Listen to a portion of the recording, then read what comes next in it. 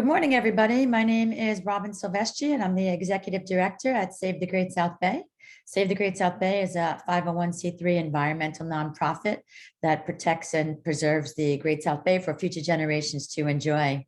We're here today for our February speaker series on the making of an oyster sanctuary. We're joined by a distinguished group of panelists and Barry Udelson, who is our monitor. Today's topic is the third in the series. The first topic was establishing the sanctuary. Our second topic talked about, identifying the site was our first topic. Our second topic was establishing the sanctuary. And today's topic will focus on monitoring and measuring for success. How do you keep track of your oyster sanctuary and answer the big question, did you achieve your goals? So joining us today are Gregg Rivara. He's an aquaculture specialist with Cornell Cooperative Extension of Suffolk County. Gregg is with Cornell Cooperative since 1986. He works primarily with commercial shellfish farmers in all 10 towns in Suffolk and 2 in Nassau County to help with siting and permitting of shellfish farms, as well as performing applied research and extension to benefit both commercial and municipal shellfish growers. Gregg has been involved in many local and national shellfish-related organizations and is currently the chair of the Shellfish Advisory Committee of the New York State DEC. This committee makes the needs of the shellfish industry, both farmed and wild caught, known to the DEC as well as to municipal programs. We're also joined by Michael Doall, Associate Director of Bivalve Restoration at Stony Brook University's School of Marine and Atmospheric Sciences. Michael is a career research scientist and a commercial oyster farmer. He brings a unique perspective and combination of skills to his work that contribute to the development of science-based in-the-water solutions to coastal environmental problems. Over the past 20 years, Mike has designed and implemented restoration and aquaculture projects in dozens of locations throughout New York waters, from the Hudson-Raritan estuary to the eastern bays of Long Island. And most recently, in his current position, Mike has helped lead efforts to build restored oyster reefs and hard clam and oyster spawner sanctuaries in Long Island's bays. Additionally, we are joined by Wade Carden and Chelsea Miller, representing the New York State DEC. Wade is a marine resource specialist, and Chelsea has focused on Peconic Bay scallop restoration, working at the DEC's Bureau of Shell Fisheries since 2014. In 2021, she took a biologist position in the Shellfish Management Unit. We're also joined today by Thomas Schultz, a co-founder and president of Friends of Bellport Bay, whose mission it is to collaborate with community and municipalities, as well as environmental organizations, to rehabilitate and restore the shellfish population in the easternmost part of the Great South Bay. To date, FOB has planted approximately 2 million shellfish on the bay bottom and has successfully lobbied for and was granted a 4-acre town management area in Bellport Bay, the first of its kind. There, they plant shellfish in a zone officially deemed off limits to shellfish harvesting. So I want to also welcome Barry Udelson, our moderator for today. Barry has a degree in marine biology from Southampton College and a master's in biology from LIU Post. He has a diverse background and has worked in the marine science field for over 17 years, including the Virgin Islands Fish and Wildlife and the National Park Service. He has worked for Cornell Cooperative for over 10 years on various projects in the aquaculture restoration, including eelgrass and salt marsh restoration, horseshoe crab monitoring, and he manages various shellfish-related projects in Western Suffolk County. Barry has developed ribbed mussel aquaculture and restoration at Cornell Cooperative for the past 5 years, as well as a community shellfish gardening program. He's building up a partnership with Friends of Bay in Cold Spring Harbor and Oyster Bay, starting another program in Huntington and Northport harbors, where community members are getting involved in raising oyster spat on shell, which will be used to create new oyster sanctuaries in these water bodies. So welcome everybody to today's program. Excited to continue the conversation. A little sad that we'll be wrapping up today, but this is the third part in the series. Barry, I'm going to hand it over to to you to take over the monitoring. As for the format, please put any questions along the way in the chat. We'll try to answer them along the way. Barry is really great at keeping on top of those.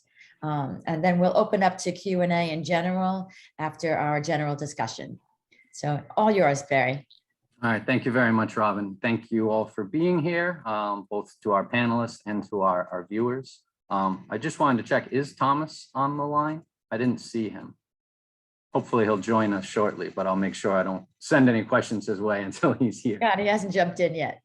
No problem. All right, so today we're going to be talking about the monitoring of the oyster reef or our sanctuary area and how that monitoring is used to measure the success of the project. DEC did provide us with some general guidelines about the various monitoring and sampling procedures that are typically expected when creating a new reef area. This contains great detail about everything and will be made available to all our viewers. I believe it was going to be put into the chat bar. We'll touch upon various aspects of this throughout our discussion today. One major component of this is the monitoring of the reef area, both before and after the oyster are planted. The data taken before the oyster are planted is considered the baseline data. And this includes various parameters such as sediment type, existing vegetation, and the presence of other species. It is also recommended that a reference site also be monitored, and this should be a location very similar to the site selected for the reef area and is usually very close by. So let's talk about the baseline data first. Can you tell us why it is important and relevant to the monitoring of the reef once it has been established? Maybe we'll start with Gregg. You just want to touch upon the importance of baseline data. Well, the main thing is we want to see what, if any, effect our reef has. So if we've got a nice sandy bottom and then 5 years later it's all mud, well, something went wrong. You know what I mean? Also, what fish and other marine life is there pre-construction, and then what's there within really weeks of establishment. Those kind of things are really telling, because we can't show that we're doing anything good unless we have that baseline, that pre-construction. Gotcha. Mike, do you have anything to add to that about the baseline data? Any other important values to it that you see? Well, I think I'll start by saying, you know, the purpose of monitoring is to measure success, and what you're measuring is really going to be defined by what your goals were when you install the reef. So if your goal was to create habitat, you would want to measure to see if that reef did change the habitat or create habitat for new species or increase biodiversity. And in order to do that, you would need a pre-reef measurement to see what the habitat was like, define the habitat then, and then a post-reef measurement to see how the environment changed, to measure your success of your goal of increasing habitat. All right, thank you. Wade and Chelsea, is there anything that you want to add from DEC's regulatory perspective about the importance of baseline data? Yeah, I would just mention that typically reef projects are going to involve permitting that extends beyond us here in the Division of Marine Resources and Shellfish. The Region 1 DEC office, which covers Nassau, Suffolk counties, the tidal wetlands program there would also be reviewing any reef projects. So you have not only some of the laws and the conservation law that relate to shellfish. Specifically, you also have stuff that just relates directly to any project that would occur in what's considered tidal wetlands jurisdiction, which is out to 6 feet mean low water. And generally what we've seen so far with oyster reef projects, the few that have gone on, they've pretty well fit into that tidal wetland zone. So just mention that, and just to say that as part of that permit application process, that pre-site monitoring would be necessary. Great, thank you. Yeah, a lot to be considered there with the baseline data, and certainly very important part of the monitoring and proposal aspect. So let's talk about some of the monitoring parameters.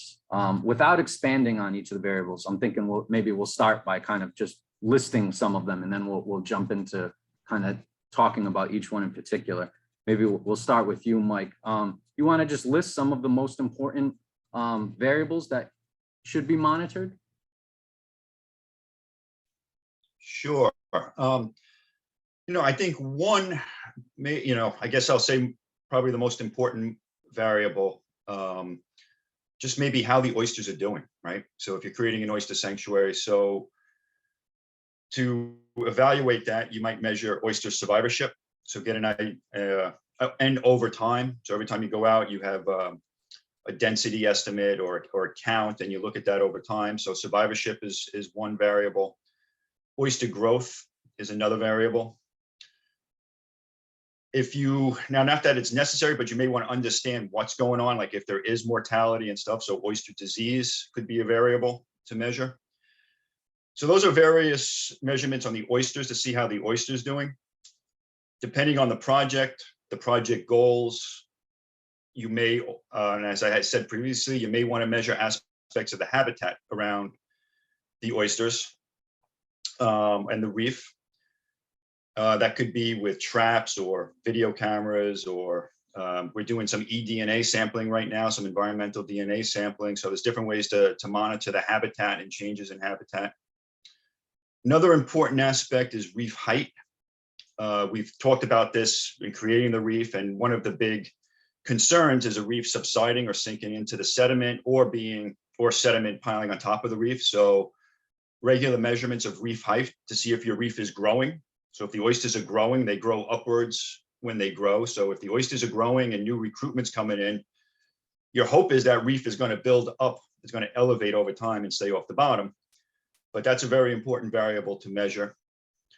And, I'd say I'll just end with also then water quality. So a lot of the work we're doing is involving impacts on water quality, and to monitor those aspects of water quality. And I mean, so many different aspects. You might be interested in light penetration. So just simple things like Secchi disk depth, chlorophyll, right in localized areas around an oyster sanctuary. We're very interested in things like changes in pH and changes in dissolved oxygen over the course of the cycle. These are really minute things, and I don't think necessary for most, not necessarily necessary for restoration projects, but for the type of questions we're trying to answer for our projects, these are important variables. And I'll just also mention water quality, to think about it in terms of localized water quality, like really what's happening right on the oyster sanctuary, and particularly in these changes with pH and dissolved oxygen. But we got to remember water moves in the system. So there's also a larger scale. So if you're trying to improve water quality within an embayment, that might be a more extensive monitoring program throughout the water, and then also over a very long time period, because these things don't happen quickly. All right, I probably said enough, so I'm gonna end there. No, that's great. Thank you, Mike. Yeah, so you covered a few things there. So we'll dive into some of these individually. So just to recap, we talked about survivorship, density, overall growth, the habitat, what, various species that are now encompassing the reef, talking about reef height, various aspects about water quality. Gregg, are there any others that you would consider? Obviously, as Mike mentioned, it depends on your goal and what you're targeting for success. So there might be different parameters depending on the goal of the project. Is there any parameters that you think are really important that you'd like to add, Gregg? Yeah, I mean, if I know people are talking about erosion control, like I mentioned probably 2 weeks ago now, our Jamaica Bay experience over 10 years ago, where this really nice half-meter high reef got wiped out by Storm Sandy. So we could say, well, it totally failed, and it kind of did. But should we have been measuring the sediment accretion behind the reef? That's it's saving before Sandy. It's savings, and that's something that we did not do, and we're not really doing it in any of our current projects. Looking at, we have a control site, but it's parallel to shore. adjacent to it, not inshore. So that's something that I just thought about, and I think Mike covered most of it. Is it really doing what we want? And there could be a project locally out here in the Peconics where we are going to do something either with gabions or some kind of concrete oyster castles or roof balls to try to stop erosion. An inlet on the south fork. So that might be something we'll add to that. And I'll just mention, I just actually printed out the guidance document that Wade sent, and I guess it's going to go in the chat later on. And it's pretty specific. And one thing about measurements, and this is going to come up sooner or later, is how do you sample a small reef that's literally, I'm looking at the pilot scale, 5 by 10 meters. So it's pretty small. How do you sample that over 3 years, even with a 1/4 square meter quadrat, 4 samples every, say, month or so in the seasons? We're not doing it December, January, February. How do you take all those samples and not mess the reef up? And that's I'm not complaining. That's just a question, because what we're doing in Moriches Bay, off East Moriches, is we're doing sampling with replacement. And because it's so shallow, we're not walking on the reef to get to the center. So we're doing random sampling, and we're doing actually 8 samples, doing 2 per side of these 1/4 square meter quadrats. And what we do is we excavate, put it in a thing, bring it to the back of the truck, enumerate it, look for boxes, dead shell, look for anything else. And we found some really cool, I mentioned this last time, I think, tropical fish. We found overset, which could be from the reef, it could be from an oyster farm nearby.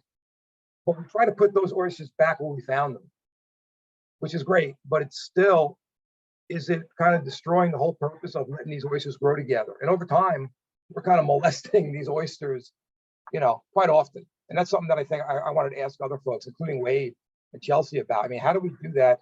Because you can't really, especially in a deeper area, you can't put the quadrat down with scuba.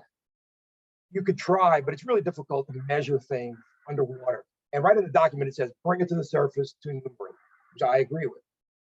So I threw that out there. I mean, how do we do it without destroying what we try to create? Gotcha. Yeah, and that is an important topic. I did want to get to that a little bit later, but you brought it up now. Let's keep going with talking about the monitoring, the different parameters, and we'll get back to that for sure, Greg. Wade and Chelsea, are there any other variables or parameters that, from DEC's perspective, you consider really important that weren't maybe listed? It's possible these guys covered everything, but just wanted to get your input on that. No, I think it covers everything. And just to respond back to Greg, this just a little history on this document. It was created over 10 years ago we didn't have any sort of guidance, because no one had ever come to DEC to say, I want to build an oyster reef. So this was developed for a project that was planned for Port Jefferson Harbor that never materialized. So it pulls into it a lot of the tidal wetlands and the Marine Habitat Protection Bureau's sort of parameters for any kind of project that may go on. They would be reviewing all kinds of projects for permitting, whether it's bulkheading or docks, etc., driving piles. So it's certainly subject to revision. There was one word in there that was changed just recently based on a discussion I had with Gregg. So I fully expect that document may undergo some revisions, especially with the Shellfish Restoration Council's statewide plan, to be developed over the next couple of years. So yeah, Greg, I understand what you're saying, of course, about, with a very small pilot scale reef, where are you going to, over time monitoring it, you would end up doing damage to it to get the information. So, alternatives could certainly be considered. Yeah, and Barry, let me just add something. I know I'm jumping ahead again, but looking at page 3 of 4 here, and it talks about enumeration and identification about collecting these quadrats. It does say after appropriate procedures within quadrats can be considered. So it's already in there, Wade, that, we can go do kind of something different as long as we can justify it. And that's important. Thanks. All right. So yeah, so as you can tell, the guidelines that DEC have put together is quite extensive, as Greg mentioned, page 3, 4. I think there's several pages to it, and it's a great resource that I think many groups will benefit from using. And as Wade mentioned, it will be an evolving document. It was put together for the purposes of one particular project, but it's a great starting place and gives everyone interested a good place to work. So we listed off a couple of these parameters. I'm sure the various parameters, the frequency at which some of these should be monitored would vary. But let's just touch on, maybe the frequency of how often some of the major ones should be monitored, and then we'll get into explaining how these various parameters are monitored. Greg, do you want to start with how often you feel like some of these parameters should be monitored?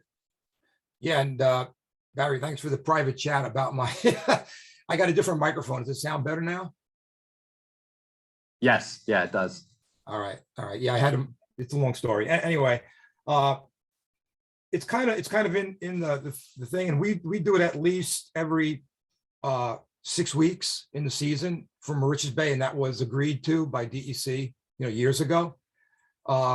Again, going out this time of year is unnecessary, and it can actually, I think, do more damage than good, including to the people doing it, because it's damn cold out, and things aren't really growing, and you could be disturbing some critters that need to overwinter there. So obviously, if you see something like little oysters, or you see some kind of what you think could be a disease progression, then you might want to amplify that. You might want to be doing this every even 2 weeks or monthly, if you have the funding and the time. But I think it's important to be flexible, just like this guidance document from DEC is flexible. Great.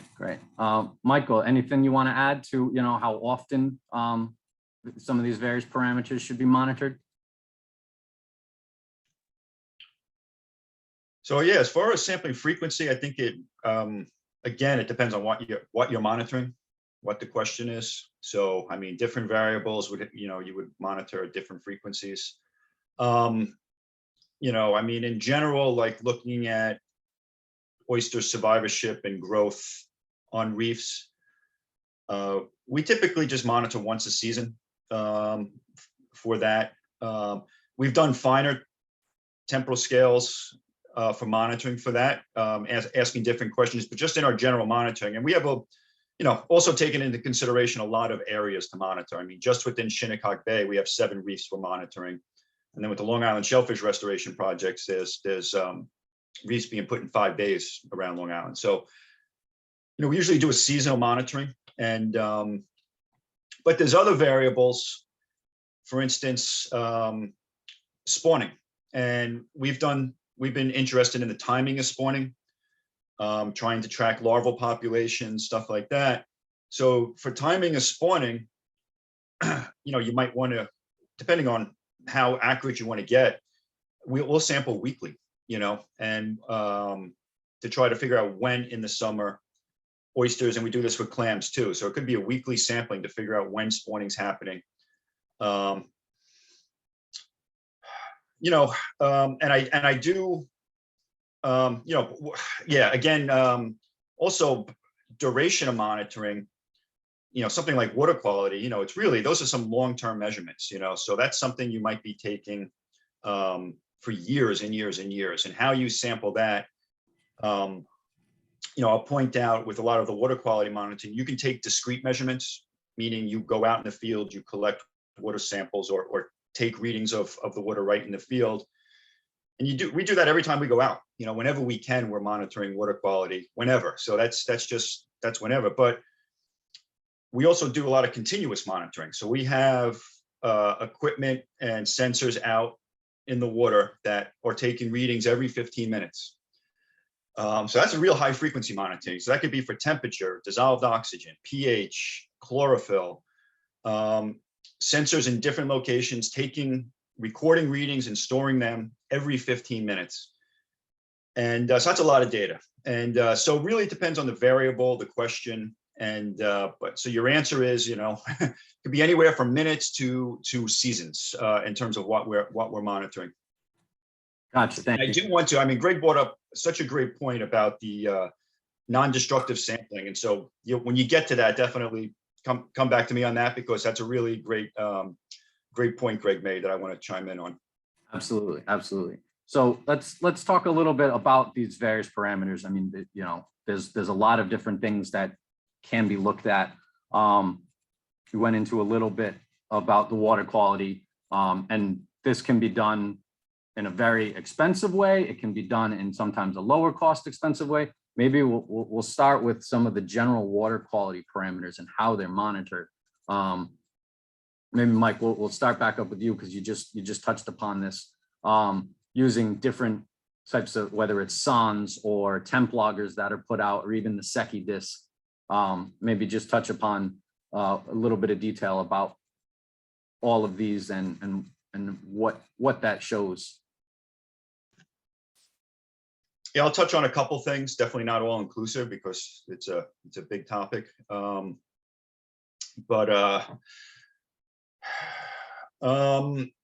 favorite piece of equipment in marine science anywhere is the SECI disc. It never breaks, you know, there's never a malfunction. I mean, I just love the SECI disc, you know. As far as taking discrete measurements of water quality, you can buy a handheld. YSI is pretty much the company that we buy a lot of our equipment from. So if you want to, you know, anybody interested in looking at equipment, you can look at YSI, but they'll sell handheld devices with a probe, with a long cable, so you can get down to whatever depth you want. And you can take a discrete reading of temperature, salinity, and dissolved oxygen is what we'll usually do with that. You know, and then as far as in situ SONs or other loggers that you would put out, one thing I like, and that's inexpensive, and this is just for temperature and light, they're called, well, gosh, it's Hobo loggers, H-O-B-O. I'm not sure if I'm forgetting if that's the company, but I think if you Google that, you'll find it. But yeah, that really is right. tiny, Hobo. maybe the size of, like, you know, a little bigger than a quarter. And you can attach them to your computer and program to take readings, whatever time frequency you want. You know, usually, like I said, I set them for 15 minutes. And they'll also take light readings, which is nice. So you get a continuous log of temperature and light, and they're tiny. You can attach them to cages. You can attach them to the reef. You can put them wherever you want. They're not that expensive. I think they're under $100 each, you know. The light's great, but when they get fouled, you know, they don't really, measure light too well. So you have to, clean them if you want to get good light readings. But that's a great device. And then we go all the way up to much more expensive pieces of equipment, which we call SONs. I'm going to hold my hands up, but, well, you can't really see them, but they're I don't know, half a meter, maybe up to a meter long. And you can get an array of different sensors on. So you can get really, sophisticated, and you get chlorophyll measurements and add to that. And again, you can program for a time. One other variable I didn't mention is in addition to measuring chlorophyll just gives you a general estimate of the amount of phytoplankton biomass. You might be interested in the phytoplankton species composition or what's in the plankton. And so that would involve taking water samples, bringing back to the lab, and doing various analysis on that back on the lab. I'll end there, but I mean, there's definitely, I could just keep going about the various variables and how to measure them, but I'll end right there. Yeah, there is. Thank you, Mike. There is a lot of things related to water quality. Just to kind of recap some of those. The SECI disc, for those that aren't aware, is used to measure light penetration down through the water column. It's a round disc that has a black and white pattern, and is actually, as Mike mentioned, it's very user friendly. and you can't break it. So it's great to be used. And as you mentioned, there's various temperature loggers, some lower in cost, and the YSI or handheld multi-parameter is very commonly used. And then as you get up to these higher level SONs, the SONs and sensors, the cost increases. So depending on the funding of the project, you can go with a variety of different things. Gregg, is there anything you'd like to add to the general water quality monitoring and how you do it? Yeah, I would second Mike's recommendation of the hobos. They're made by Onset, ONSET, and the newer ones, a pendant series. They're these little discs. They're like a little bigger than a quarter, and they're like $60 each.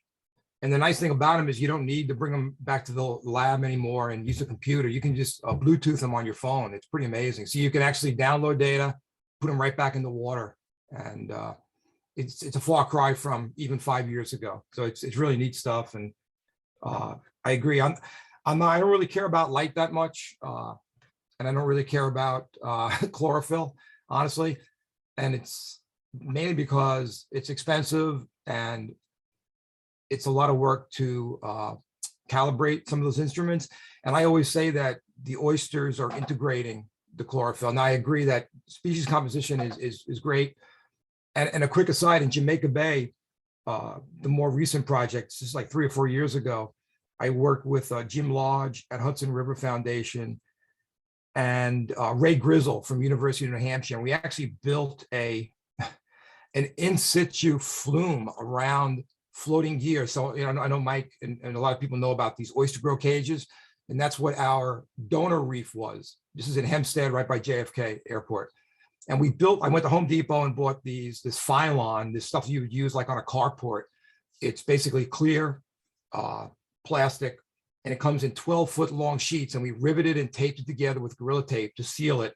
And we had SONs, Mike, and I say Ray Grizzle had the SONs, him and his technician, and we had them at each end, and we left them in like overnight on a tidal cycle to watch.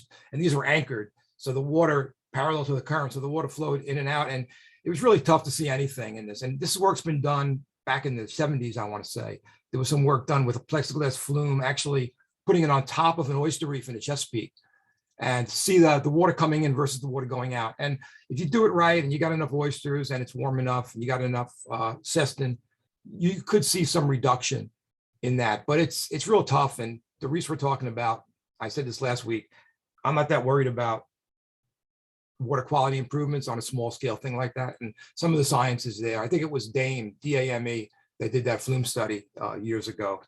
But other parameters, I mean, that's it. Salinity isn't that important to me either, because most of these projects to me aren't near big sources of freshwater input.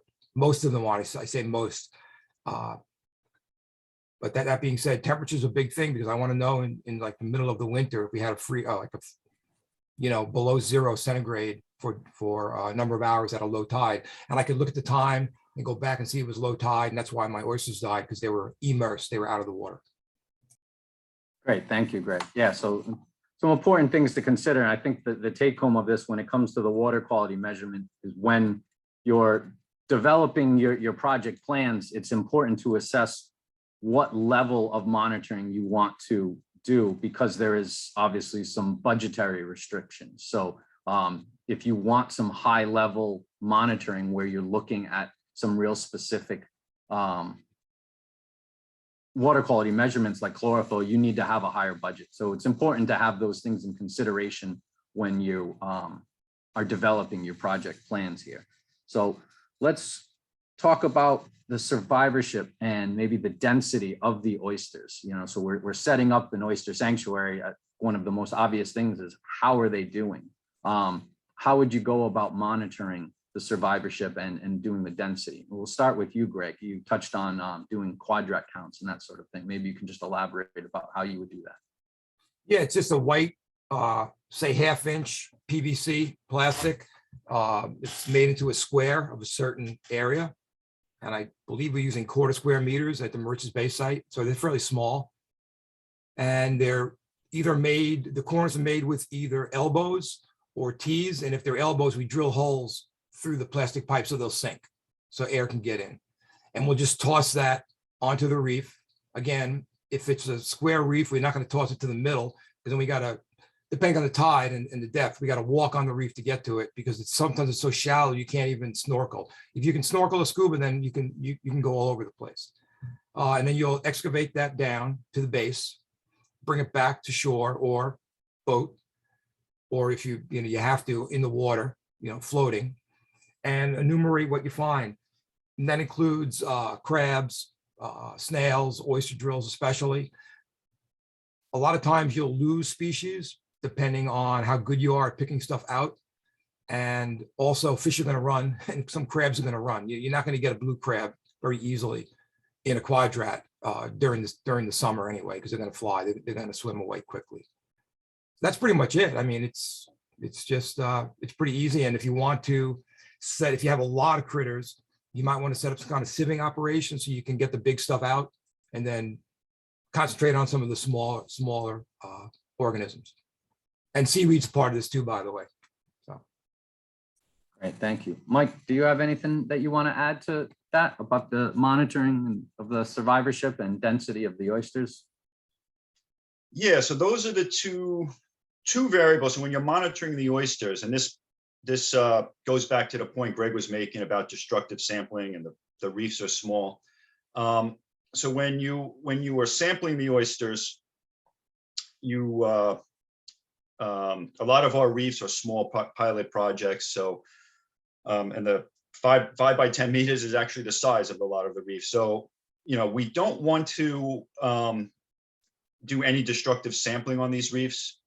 In much larger projects, when you go down south or sampling natural populations, by destructive sampling, what I mean is either scuba divers, using a quadrat, they'll put it down on the bottom, they'll collect everything within that quadrat, bring it up to the boat to count.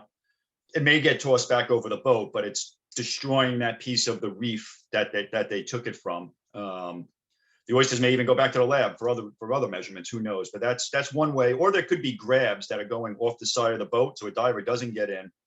And you can have grabs of a certain size just to go down and grab everything within a certain area and bring that up to the boat. So when your reef is 5 by 10 meters and you're monitoring over years, you really can't do that, or you'll have nothing left after a while. And you'll be throwing out the baby with the bathwater, so to speak.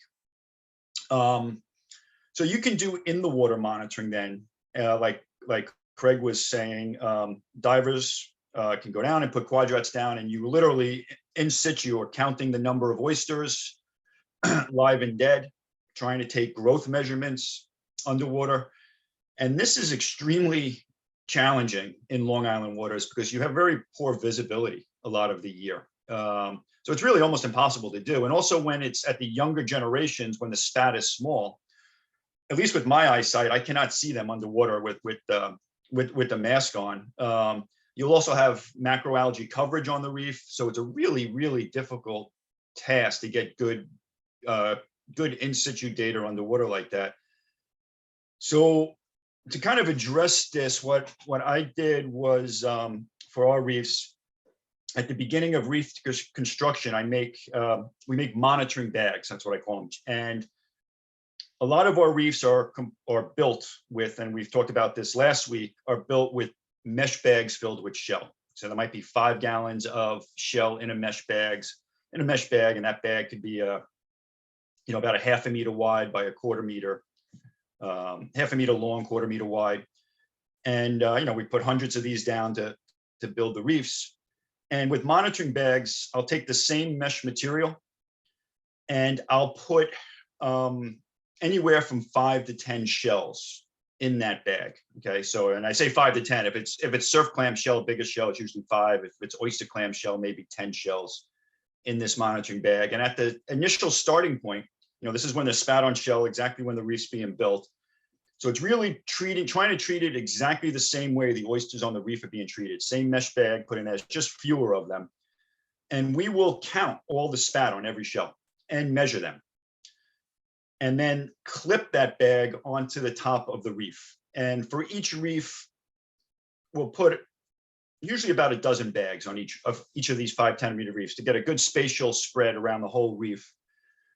And then when we go and monitor seasonally the oyster growth and survivorship, snorkel down or dive, usually snorkeling because the reefs are pretty shallow, snorkel down, unclip the monitoring bag from the reef, mark its location. So we'll just take a brick, put a brick where we took that monitoring bag from, comes back up to the boat. All the oysters get counted live and dead, measurements made. You can get much more accurate measurements than when you're sitting on a boat with a pair of calipers. Everything goes back into the monitoring bag, and then we put it back on the reef. So it gives us a good, it provides great data when there's a mortality event. You can you can see that. You can get great growth measurements. There are artifacts with this sampling method. So I found, for instance, comparing growth of oysters on the reef to in this monitoring bag, it actually underestimates the growth in these monitoring bags, which makes sense because you're constantly handling them. You're taking seasonally taking this monitoring bag off. The oysters are getting jostled around. They break off the shells. They don't sit the right way when you put it back. So there's definitely artifacts with this, but I find it to be really the best system to monitor the growth and survivorship on the reef over the time. In the fall, usually we get much better water clarity. And I'm talking like, second half of October and November, we get much better water clarity in a lot of places. The macroalgae coverage dies down. And that's when we'll do our in the water quadrat monitoring on a lot of reefs. So it's usually at the end of the season, or whenever we can get some good visibility and you can actually see what's down there. So we will then corroborate our monitoring bag data with actual densities on the reef when we can see. But to get our seasonally monitoring, this monitoring bag system has really worked well for 5 years to allow us to not destructively sample the reef. That's great, Mike. Thank you. That's a really nice tactic there to avoid some of that. Hey, Barry, can I add something to that real quick? Yeah. Yep. I was Mike? coming back to you to let you talk about the your how to monitor it without affecting the structure of it. Yeah, so Mike reminded me in this Jamaica Bay project, and Pete's not here, and he's the one that did it. It's a Billion Oyster project. Had this idea of to reduce the artifact, Mike, effects of that bag, which can foul differently than the reef, etc. They think of like a plastic storage box, a little bigger than a shoebox.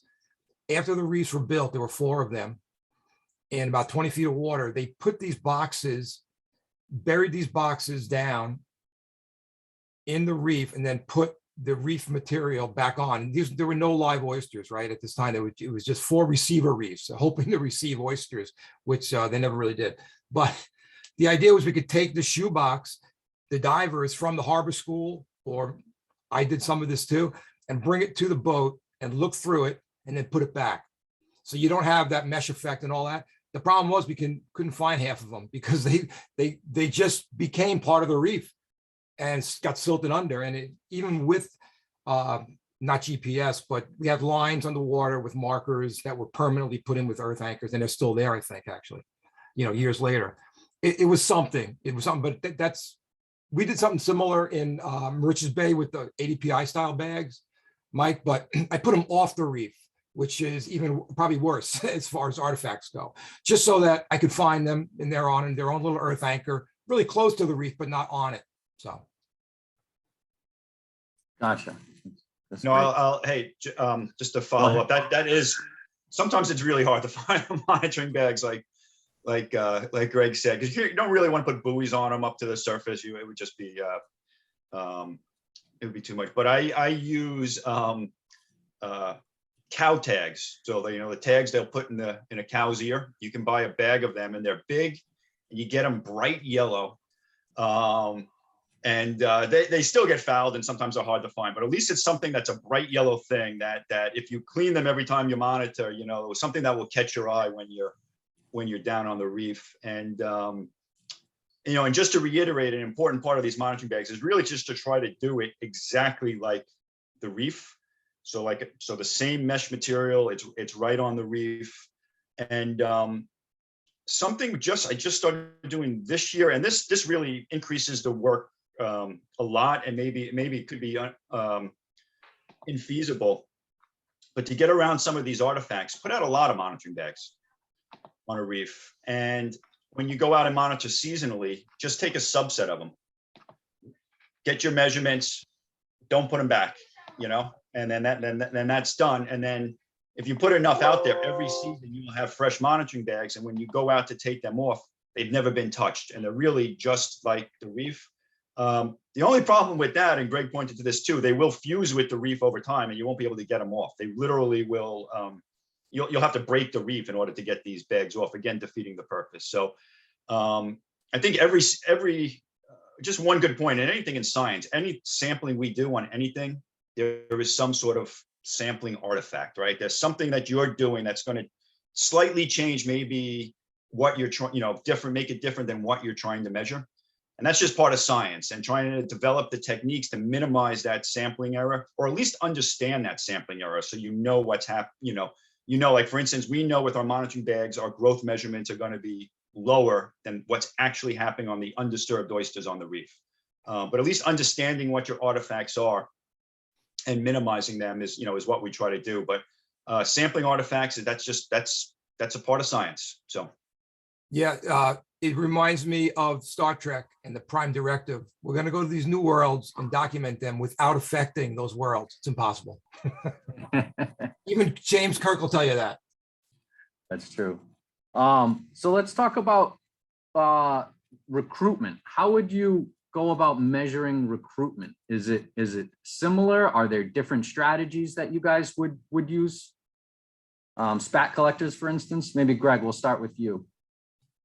Yeah, I mean, we're using stick with the Moriches Bay one, because this is the most recent one, and we're still monitoring it for another couple of years. I take these oyster bags, and I call them ADPI bags. That's the original name when they were made in Philadelphia, and now they're mostly from France. But they're 18 inches wide by about 3 feet long.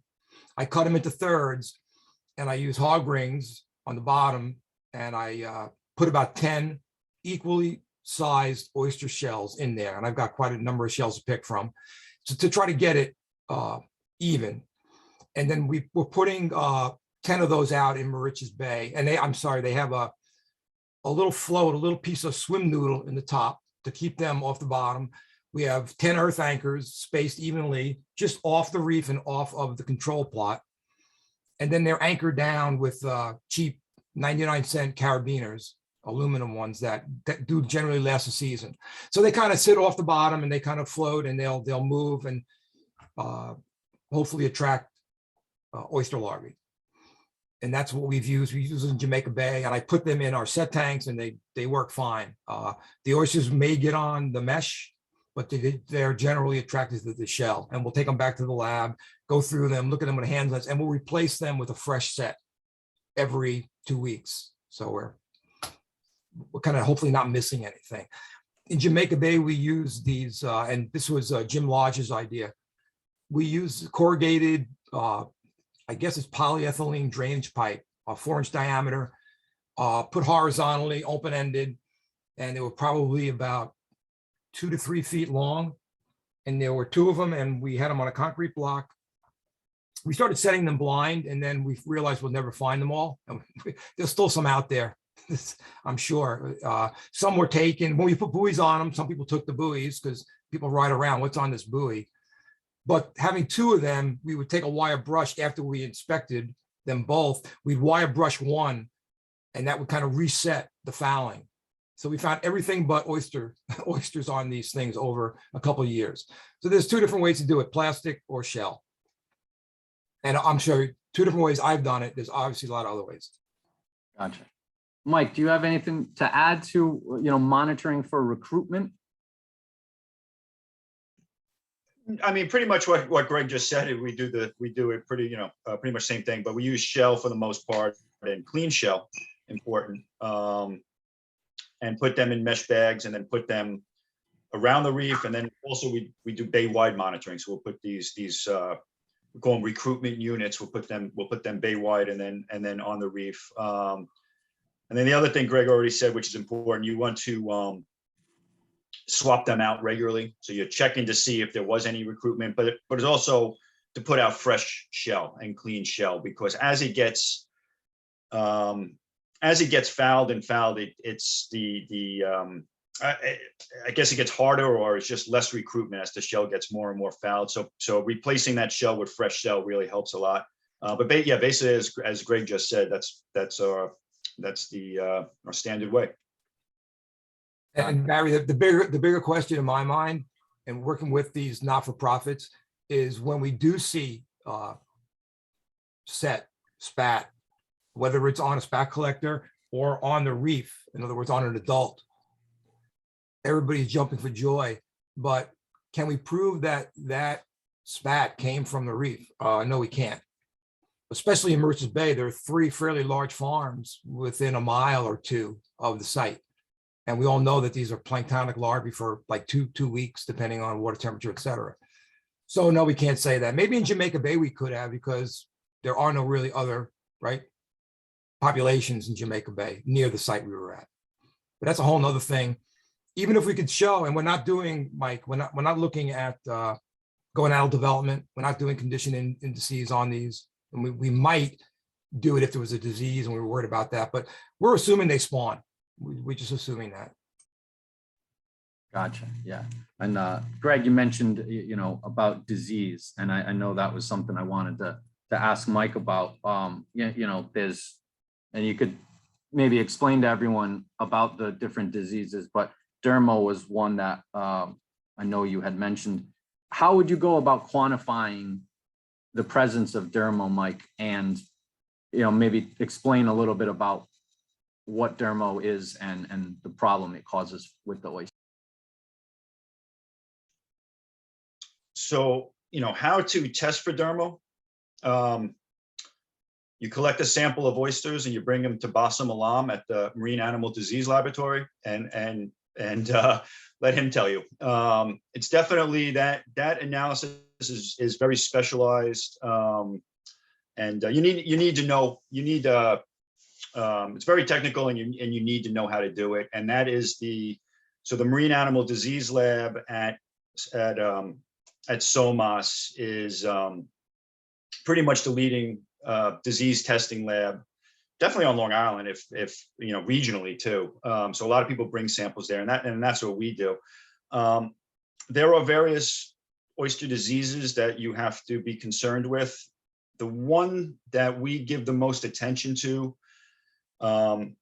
is known as Dermo, and we give that a lot of attention because really that we've found really is the most prevalent and causes a lot of problems. Now there's other oyster diseases like MSX, and to be quite honest, I've only over almost 20 years, I've really only encountered a bad MSX episode once.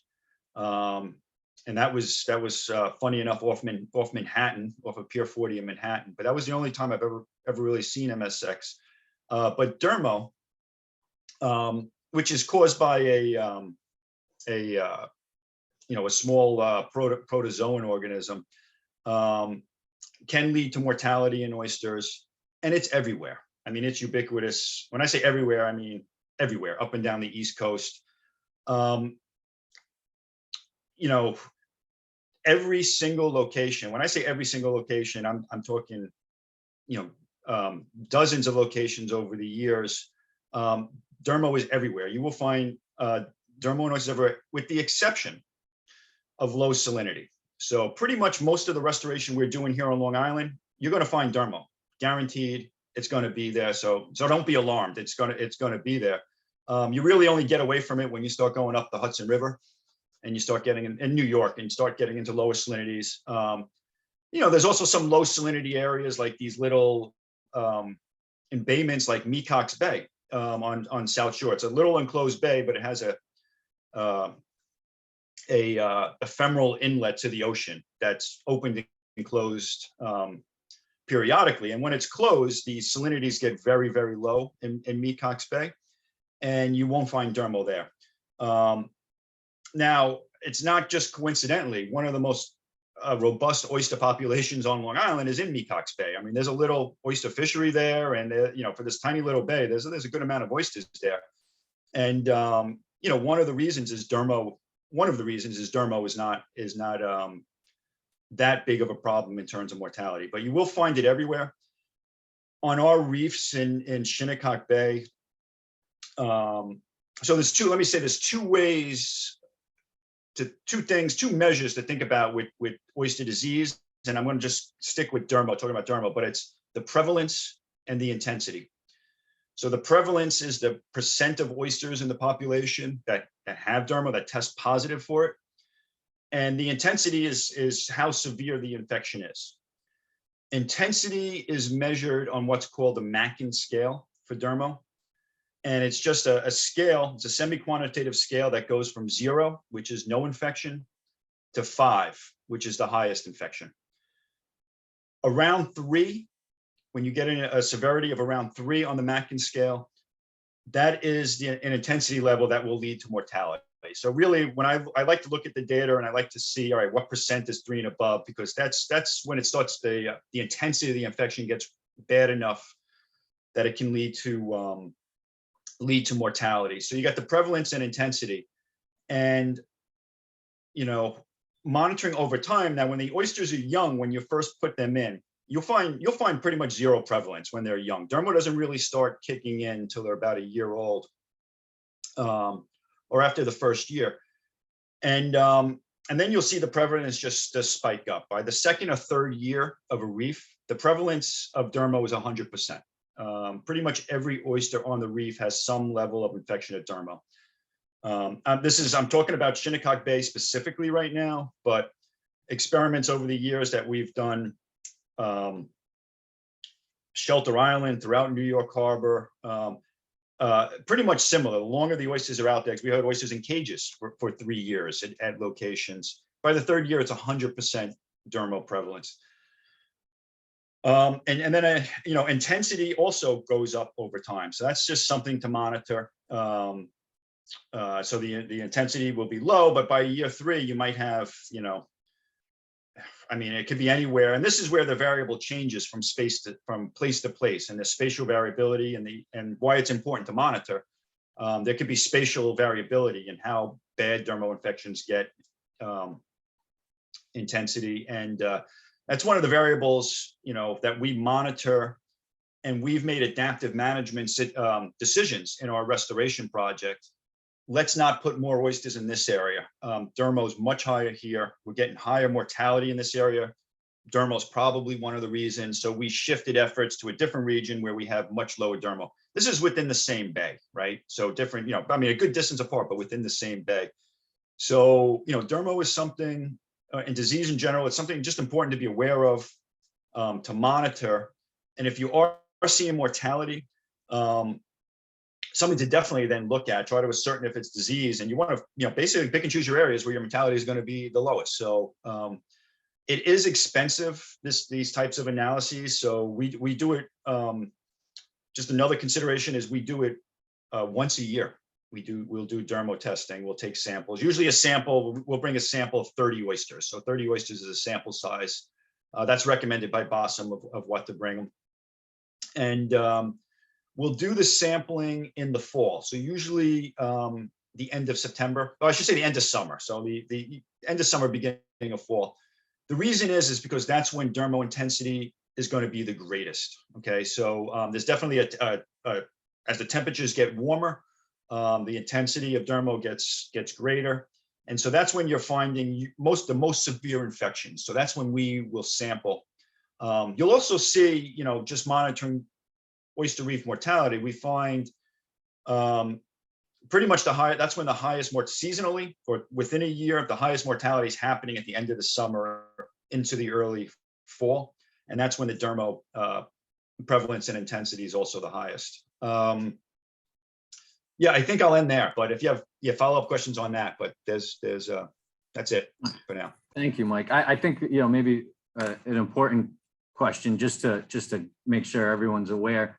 Maybe you can explain, how Dermo affects the oyster versus how it affects humans, right? Like, it's not the presence of the Dermo in the oyster isn't actually going to harm people, correct? Yeah, that's really important. Yeah, these are oyster diseases, so it's not a pathogen to humans. Unlike there are other bacteria that won't affect, there's certain bacteria that won't affect an oyster, Vibrio. but can be very harmful to humans if they consume it. But yeah, but these I'm talking about oyster diseases, Dermo, MXS. They just affect oysters. They don't infect people at all. Great, thank you for clarifying. Gregg, have you ever with some of your projects, are you monitoring for diseases? Has it been an issue with mortality or anything that you've seen with some of your projects? Yes, we've monitored Jamaica Bay. That was part of it. And I brought it myself to Bossum because I was going right by Stony Brook on the way home from the city.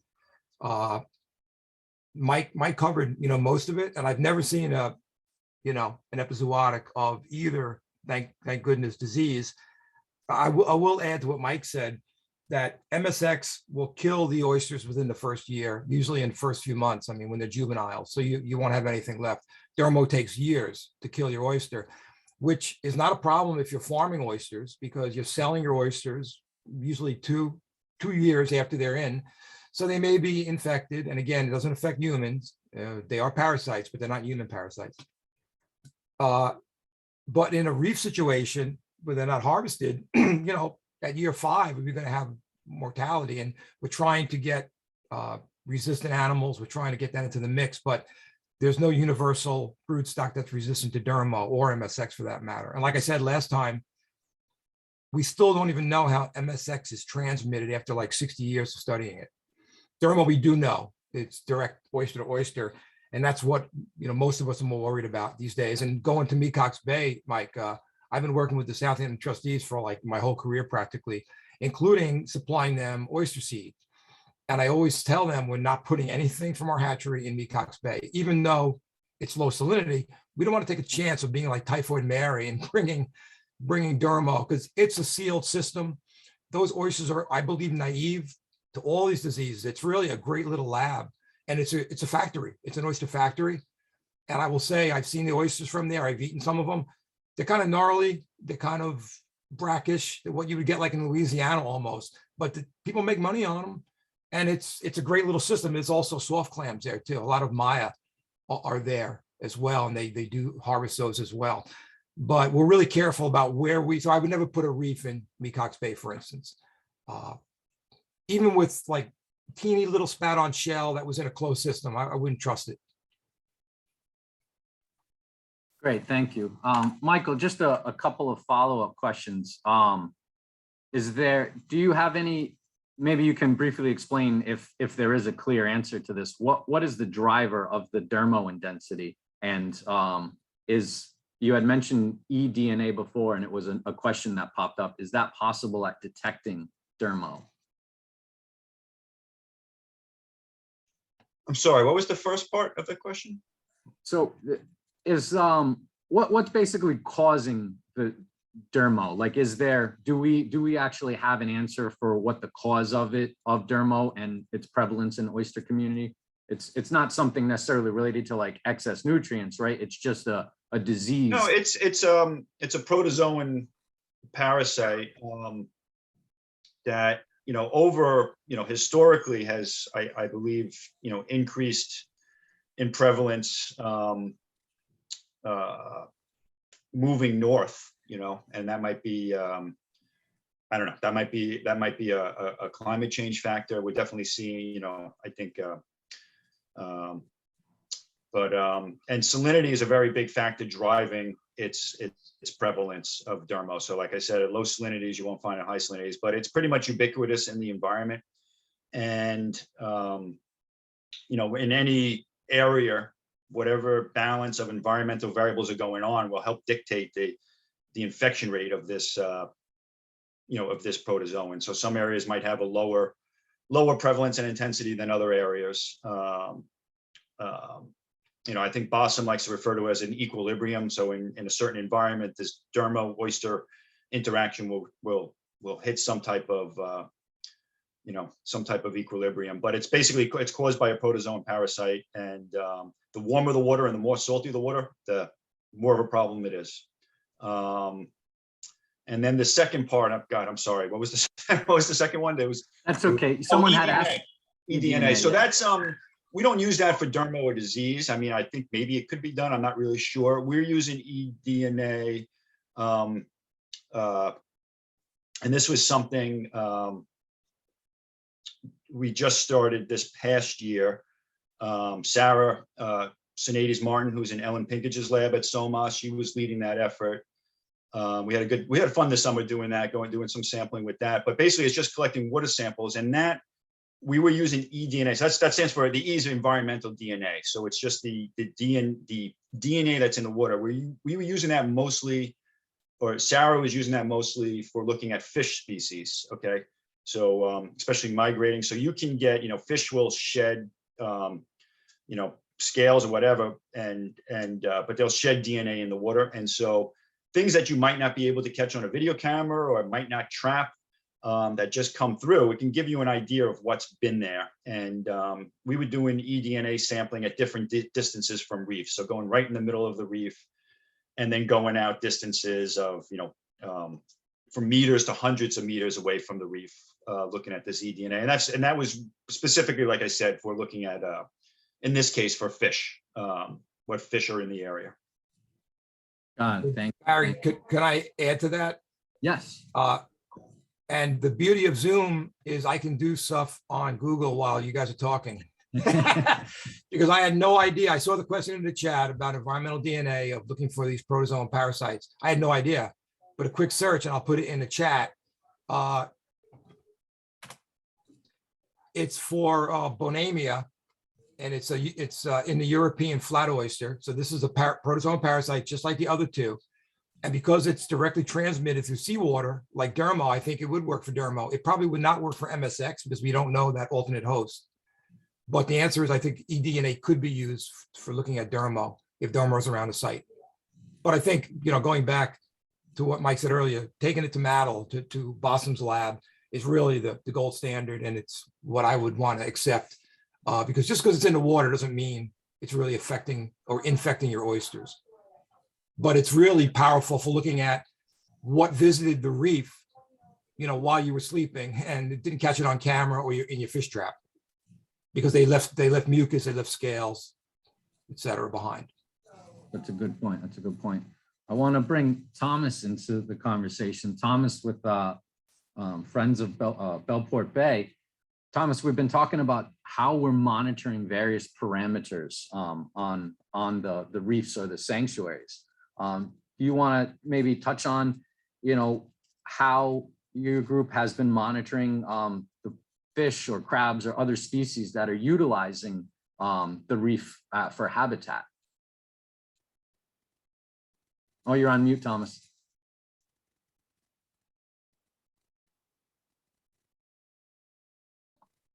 Thank you, Barry. I apologize for arriving late this morning. Thank you very much. Sorry, Robin. I do want to just say, I was listening to this great discussion on the parasites that are discovered within colonies. The only time that Friends of Bellport Bay had any experience with parasites, and I can't tell you what type of parasite it was when we went up to the Brookhaven Town Oyster Nursery. I think it was in 2017, and we helped them pull bags out of their bottom cages in Mount Sinai Harbor. And we discovered very quickly that the vast majority of all the oysters within their bottom cage system were dead. Craig Strong at the time suggested that it was certainly from a parasite, and he was sending the oysters out to get the dead oysters out to get tested. I do not know what the results were. I don't know if Greg, you remember that incident, or if the DEC remembers that incident. We were not able to take oysters that year because of the parasite that came through the colony in Mount Sinai Harbor, unfortunately. So that's our only experience with parasite. Our reef in Bellport Bay is more of a natural reef where we set single oysters and spat on shell on the bay bottom naturally. And we go to the reef with Gregg Rivara and others, and we pull up random samples several times a year, and we check for predation. 99% of the predation that we discover is from the blue claw crab, or maybe other crabs that are on the bay bottom. We have not, or Greg, who monitors our efforts, he has not concluded that any of our oysters have been lost due to parasites at this time. We are in the process of applying for a hard reef system with the DEC, and we're still yet to build that out. But our experience has only been based on our natural reef, as we like to call it, and that's the scattering of now 2 million single oysters and spat and clams within our 2-acre sanctuary in Bellport Bay. Great, thank you, Thomas. Mike, do you want to talk about maybe some of the methods that you guys have used for monitoring fish or other species that are now utilizing the habitat? I think we've talked a little bit about traps and some videos. Maybe you could just provide a little detail on that for our viewers. Yeah, I think the three main methods would be trapping, video, and eDNA. I feel like I'm missing one thing, but those are the three that I can remember right now that we do to monitor the habitat, the fish, and stuff like that. As far as traps go, we've used different types of traps, fish traps, crab traps, and then even little tiny like like the killie traps that you put together. So different size traps. And as a standard, one thing we do, this is actually an interesting thing with trap. One consideration with traps is whether to bait them or not to bait them. And you would think you would have to bait them, like what would go in the trap if you don't bait it? But when you're baiting, any bait is going to let out an odor, and so you're going to be attracting things to the bait. So you may be attracting things that really weren't even on the reef to begin with that have, followed that odor plume to the trap, right? So we do not bait traps when we put out traps around the reef, and it's amazing how much stuff goes in a trap even with no bait in it. And I'm talking fish. So we've caught blackfish, we've caught fluke, we've caught porgies, and pretty much every crab species you could think of. So yeah, it's kind of amazing how much stuff goes into a trap without bait. But that's one consideration. So we don't use bait because we just want to know what's the resident population within an area. So we put traps on a reef, and then as a control, traps off the reef. So that's the control. And going back to the document from DEC, having that reference point. One consideration is how far away is your reference point. And that's that could be somewhat arbitrary. We've done stuff at different distances from the reef to try to figure that out. But I think, typically if you're, 50 meters away, that's plenty.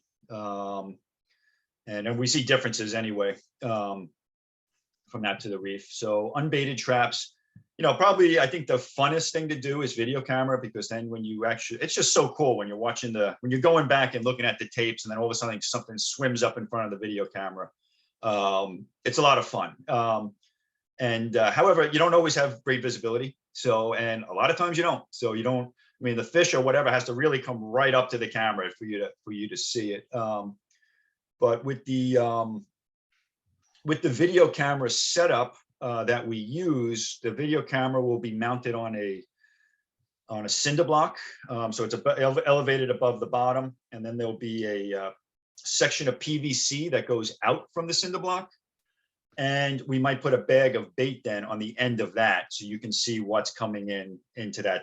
That's one way we've done it. We've also, of course, do it without bait, like the traps, but we have done that in different areas, and that makes a great video, because it's amazing just watching all the fish and crabs and everything coming up to this. And the eDNA is new, so we actually don't have the results on that yet. And that I said is a project led by a recent PhD graduate, Sarah Sinades Martin. So yeah, I'm interested to see how those results are. I think one preliminary thing that she told me was that even though the species identification wasn't done yet, just the total DNA was much higher on the reef than off the reef. So, which is what you would expect. So that's interesting. But that's forthcoming, that data. And yeah, I think those are some points about the different techniques we use. Great, thank you, Mike. So we talked about monitoring reef height before, whether it's sinking or the possible sedimentation or building up. Gregg, maybe we'll start with you if you want to talk about how you would go about monitoring reef height. Yeah, I mean, I'm thinking about what people do in marshes with these set poles. They put PVC pipes in and they go out really carefully and look at if there's any marsh loss, accretion, or loss of the marsh, something like that, where you put a pipe in, and you got to be careful that it's not molested, obviously, because then it's going to change things. But you could also just simply take a yardstick type thing, rigid yardstick, and push it in next to the reef and measure it. Not as accurate, and that's subsidence, but also you've got to worry about accretion on the reef. And Mike brought up macroalgae. I mean, we've seen ulva, which is something totally different. The sea lettuce, you think it's smothering my oysters. It's all over the oysters, and it's in the summertime, it could be a disaster. But also sedimentation of the reef. And you can make sediment traps. Think of a 2-liter soda bottle upside down on a stake, and that soda bottle with the cap on it, obviously, is getting sediment, and you can retrieve that and actually weigh what's in that bottle. And that's been done for decades. I'm not doing that at the sites right now, sediment trap, but that's interesting. Also, that does not take into consideration the waste products of the oysters themselves and the other critters living, like snails and worms, that live in there, that are actually casting off their own feces or processing sediment, or processing the cestin, the particulates in the water column, and then depositing them on the reef. So that Coke bottle thing is not going to take that into consideration. I want to go back one quick thing too, to the camera thing that Mike's talking about. We have GoPros and they work, but they don't do well is a low light at night, to my knowledge. And I'm going back to like the mid 90s. Chris Smith and I were working with Monica Brazel and a grad student who's actually from Mexico at the time, and he's back in Mexico, Zaul Escobar Garcia. And they were studying crab predation on bay scallops. And they had a project in Halleck Bay by Orient. And they wanted to see what crabs do to scallops. But back then there were no GoPros. What we did is we rented this SIT, the SIT camera. And I had to look it up, what SIT, silicon intensifier tube. And it's basically a military thing. And this is back in the 90s. They're still available. They're really expensive. They're like titanium housings, and they basically are called Starlight cameras. They can see in the dark. And I'm not talking about infrared, because these are cold-blooded animals. This is very low light, and it intensifies any available light. So if the moon's out, the stars are out, and it's not super deep, you'll see things. And it was incredible to see what happens at night with these scallops. And I'd like to try something like that on some of our reefs as well. If I can, I know I can rent one, but if it's reasonably, cost effective and it doesn't get stolen. So, and at night, who knows? That's pretty cool, Gregg. Yeah, that'd be interesting to be able to work into a grant somehow for the monitoring. How much do you think those cost, Gregg? Do you have an idea? Do you recall off the top of your head? Oh, Chris Smith did all that, and I'm looking at a site. It's like in Denmark or something, where they rent them, and you can do your own. Just do your own Google search, Thomas. SIT camera. It's an acronym. That's like SIT. And I don't know. I didn't go that far in it because I'm trying to do the Zoom with you guys. We appreciate that. So we've covered a lot of the different parameters that are monitored for the measuring the success of the reef and stuff like that. We're going to start to shift gears a little bit, but we can jump back if other things come up. Involving community members in the monitoring. We've got all of these sanctuaries and we've got all these organizations, and people want to help and be involved. And it's great having many hands, and especially people that want to help, but sometimes that can create issues, sometimes too many hands in the kitchen, and maybe even potentially compromise data. Are there any parameters that you think are ideal for community members to assist with? Thomas, maybe we'll start with you. Thank you very much, Barry. Yeah, so I feel like wherever I walk in my house, I see these calipers. In my car, I have several on the floorboards, but you're absolutely correct. Having the volunteers and the community involved requires a tremendous amount of energy for management and oversight. So it's not, a lot of people think that when you have a core of volunteers that the job is going to be much easier. And it may be, you will probably be more efficient as long as you have good management in place to oversee the volunteers that are coming on site. However, what I have found is that every time we gather our volunteers to go out to our sanctuary to collect oysters and to measure growth rate and to count the dead oysters versus the live oysters, I often step back and just watch that process play out. And we have a diverse group of volunteers, from young kids and in grade school to older adults and seniors that come out and help us. And each and every time I step back and I just watch the group get involved with what we're doing, and it's very rewarding for me to contemplate how energized they seem to be and how motivated they are to really understand what it is that we're doing with regard to survival rate. And I often get questions from the volunteers that I would not usually get in any other community. So it's very inspiring for me personally to work with volunteers and community members. However, it does require good management to set up a day's events and to stick to it. Volunteers that show up could take the work in a different direction, especially the young kids. And we make our work fun. For example, we know the young kids, it's hard to keep their attention for a long period of time. So we often provide activities within that period of volunteering, such as seining.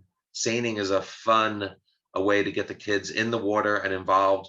Then we look at the species that we collect, and then we count them, and we set up a competition where the group that collects the most little bay eels would win something. And then we go into the data work of the calipers and the counting. I think it's a very integral part of any organization's efforts to grow a reef, because my daughters, I have 3 daughters under 15, and all they really know is how to put oysters into the bay. They don't know really much about taking oysters out of the bay. So this is a generation of girls that I'm raising that struggle with the idea of anyone taking shellfish out of the bay. They often ask me, Dad, why would they do that? And I explain to them, because it's a livelihood, it's a way of life, it's how it used to be. And they said, Dad, but you know, the oysters are struggling, and the shellfish population is struggling to rebound, and we're working really hard to make that happen. Why are we letting other people take these oysters? And so I go through that debate or that dialogue with my daughters, but all they know is how to put things into the bay. And that's why it's important to involve the young kids, because we would like to have more mindsets like that until we could our bays and ecosystems recover. That's great insight, Thomas. And yeah, it's a big thing, you know, changing the mindset of the younger generations to look at things from a different perspective is a really long-term goal that I think a lot of these, you know, we think about, oh, we're putting oysters in the water, but getting the community and changing the way generations think and treat our water bodies is actually even more critical. Mike, do you have anything you'd like to add about maybe trying to incorporate volunteers or community members into any of the monitoring parameters? Is there some that are more, that's easier to get volunteers in without compromising and causing too much of a headache? I mean, I think you know, community involvement, student involvement is incredibly important. You know, so you know, whatever our goals are for a reef, you know, whether it's creating habitat or protecting a shoreline or improving water quality, you know, whether or not we hit any of those goals or make any of those goals, you know, is I think in a lot of cases the odds are not in our favor. But the one goal, you know, we can accomplish in any research project is education, public outreach, reconnecting, you know, citizens with their local marine environment. I mean, that is one metric we can definitely we have the chance to succeed on any project, so if you're able to bring out, kids or anybody, and they go out there and they have this experience, and then, they go back home and, they're turning the water off when they brush their teeth, or recycling, or whatever it is, just to build that environmental awareness, do something good. That's a major success right there. So I think it's important. And then on the other end, you don't want to compromise your experiment or your restoration project. So there's definitely some activities, that are more conducive to public involvement than others. I'll just speak specifically for us, with the oyster reefs. As far as going out sampling the oyster reefs, we take a lot of students out. So our college students, undergrads, graduates. So that's part of their educational experience at the university, and it's done in a very controlled fashion. I'm very particular. We don't want to make sure nobody wants to trample a reef, just like when you go down to the Caribbean and you have a whole bunch of tourists that are stomping on a coral reef. We don't want that to happen with our restoration project. So, it's in a very controlled fashion. We also have liability concerns, so we can't just take anybody out on a boat, at a public university. So we have liability concerns, and volunteers have to submit paperwork and stuff like that to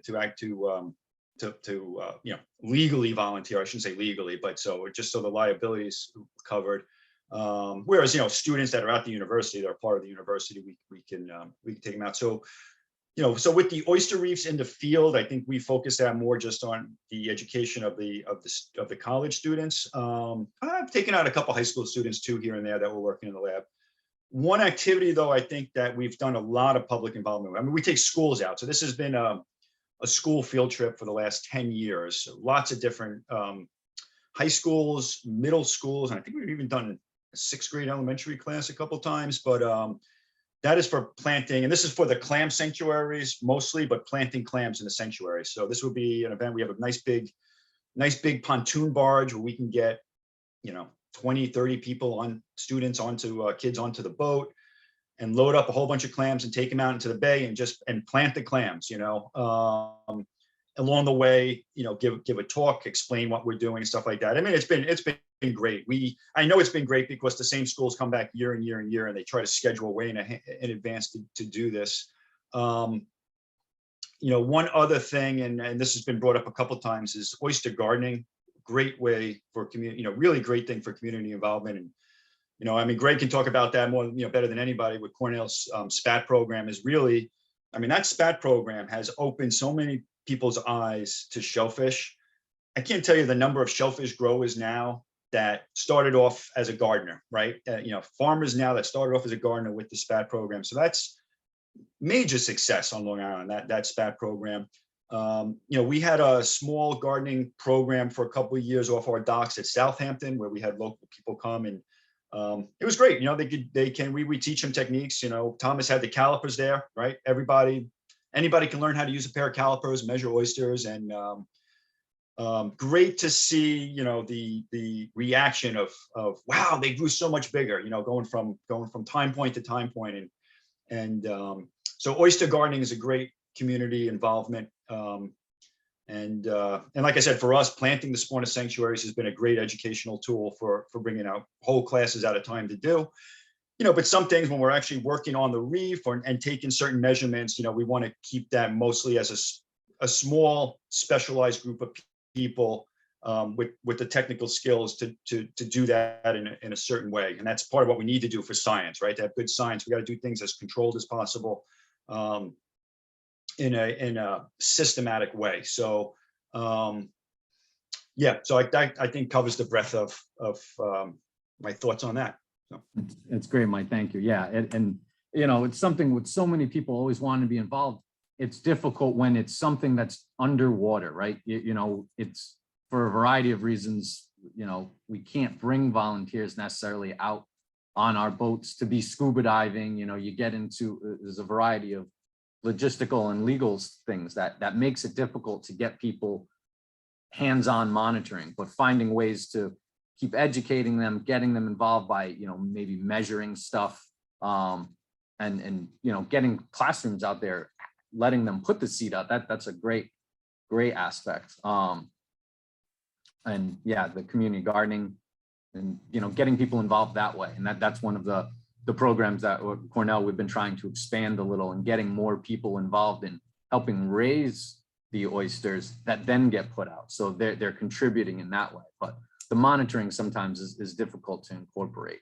I want to get through a couple last things before we jump into questions and answers. Gregg, I'm going to come to you on this. You want to give a relatively brief explanation, just kind of summing up why is long-term monitoring important? Can I yield some of my time to the gentleman from Bellport? Thomas had something he wanted to say. Yes, I'm sorry. Absolutely. Go ahead. Thank you to the fine gentleman from the North Fork. So yes, Barry, what you just mentioned and what Michael just mentioned is that we set up in our restoration efforts, and I'll be really brief. Our restoration efforts include mostly bottom cages under private docks and certified waters, and they're logistically difficult to take the volunteers and the children to. So in collaboration with the town of Brookhaven, I believe they have a permit. Under their permit, we are managing their floating cage system, which is just offshore in a certified area near Bellport Dock. We're just outside, just west of Bellport Dock, where these floating cages contain oysters that we put a 4 or 5 millimeter seed into them at the beginning of the season. And that's a very accessible location for the kids. They could walk down to the shoreline with a public right of way, and we could wade out into 2 or 3 feet of water. And with the floating cage system, you could flip the cage around and open up the cage, and the oysters are right there at the level of the water at the time. So it's a very convenient system. So any organization that is looking to start a process of growing and planting oysters, consider having a floating cage system as part of your programming. That's great. Yeah, that's a good point, Thomas. Absolutely. Yeah, and Barry, before I answer your question from a few minutes ago, the one thing that nobody brought up, I don't think, Mike or Thomas, about volunteers that I find the most useful is having, watchdogs, neighbors that can call you, the DEC, the town environmental cops. There's somebody on the reef. Is it you? I actually got a call, Michael Doall, from the guy who is the caretaker of the Manor of St. George in Shirley, about our Bellport, the Long Island Shellfish, with the governor's project, basically asking me, who's out on your reef out there? And I actually checked in with Mike, who said, yeah, it's my guys out there, because that's the kind of, volunteers I like, not someone who's going to trample the reef or screw up measurements because they don't know how to use a caliper. But again, it's very important. It's not just watchdogs and people looking out. Why is long-term monitoring important? We want to learn from what we're doing. And, Mike started 2 weeks ago and said it best. What are we doing this for? Are we trying to do erosion control? Are we bringing habitat to an area? Are we trying to get more baby oysters? Are we trying to clean the water? And right in that DEC document, it says, if you want to expand this in the future, we need the data, and you better have good data, and you better prove why, you're worthy of an expansion. Because, like the one in Jamaica Bay from 2010, like 12 years ago, that sandy flat, and maybe that wasn't the greatest spot to do it in because it was a lee shore. So we learned, and we're not going to expand that. So that's the big thing to me is, let's learn from it. Nobody knows everything. I don't care who they are. And nobody knows, the best way to do something at a certain site at this point. There are guidelines, yes, but we have to learn a lot more. And that's the real reason to long term. Are we doing what we said we were going to do? Is it really working? That's great. Thank you. Thanks, Gregg. Mike, do you have anything you want to add to that? The importance of long-term monitoring? I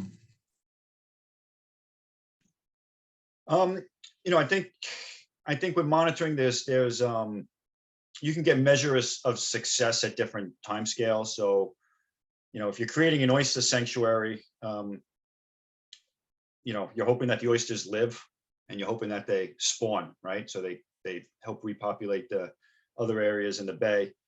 And you can get those, I'll call that short-term measurements. You can measure that annually, right? You can look at survivorship every year, and you can see if they spawn every year. if you're interested and get a short-term measure. But other things, if you're trying to create a change in water quality or create some type of ecosystem level effect, improve water clarity so eelgrass expands. Those are really long sustained efforts, and it's not going to happen. It's not going to happen overnight. It could be a decade to decades long effort. And to see the change, you really need to monitor. You need a long-term monitoring data set preferably from before you started the reef. And fortunately on Long Island, we do have a lot of monitoring data sets in place. Suffolk County has done water quality monitoring for decades. You can go back and look at all sorts of different variables that Suffolk County has collected. So having this long-term monitoring, and it's also important to recognize that, especially on this ecosystem level, there's a lot of interannual variability, right? So you got to be able to balance out that interannual variability. You can't just measure something in 1 year and say, hey, the temperature's going up, it's climate change, you really got to look at that over a really long term, right? Because the next year the temperature, it could be back down, and so you really got to look at trends over long term to detect ecosystem level effects. That's great. Thanks, Mike. Wade and Chelsea, is there anything from DEC's perspective that you would like to add about the importance of long-term monitoring?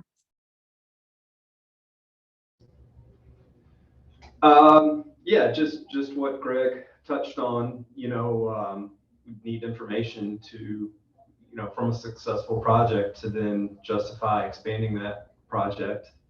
And then just one other thing I wanted to add, jumping back to earlier in the discussion about parasites, and maybe this was touched on last week. I wasn't here when you were talking about the first steps of establishing the reef, but really underscores the importance for restoration groups doing this and shell recycling programs to follow those shell curing protocols, because these protist parasites can form environmentally resistant cyst that resists desiccation.